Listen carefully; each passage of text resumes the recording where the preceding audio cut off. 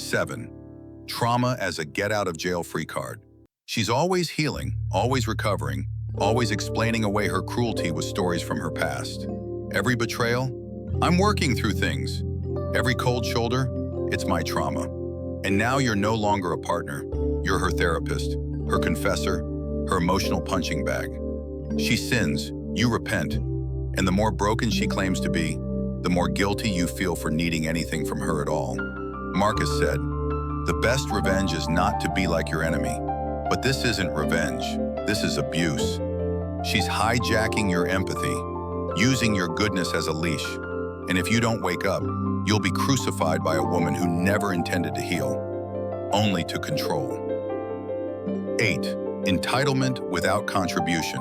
She demands royalty, gives peasantry, and still insists she's the prize. She's forgotten gratitude, replaced it with endless criticism. You lead, she resists. You give, she expects more. Not because you're failing, but because surrendering to strength feels like loss to a woman raised by ego, not humility. Marcus would have seen it clearly. So other people hurt me. That's their problem. Their character and actions are not mine. But when you let her ingratitude define your worth, you stop living by stoic wisdom. You start drowning in her arrogance. 9. Constant boundary testing. She doesn't burn the house down. She just keeps poking holes in the foundation. Tiny betrayals, small lies, texts you weren't supposed to see, disappearances you're not allowed to question. It's not catastrophic, just consistent. And every time she crosses a line and you stay silent, you train her that the line doesn't matter. Marcus said, "If it is not right, do not do it. If it is not true, do not say it." But if she keeps doing it and you keep staying, what does that say about you? Every ignored red flag becomes her green light. 10. The quiet death of respect. It doesn't happen with yelling, it happens with silence. She stops looking when you speak, stops listening, stops caring. You're not hated, you're invisible.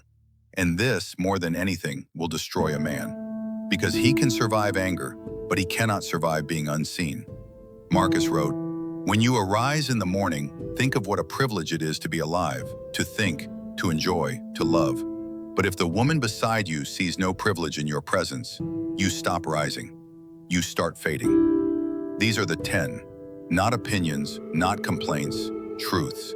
And if even one feels familiar, this isn't just a list, it's a mirror. You're bleeding, and no one's coming to save you because they think you're doing this by choice, but you're not. You were never taught the boundary between love and self-betrayal. So today, we draw the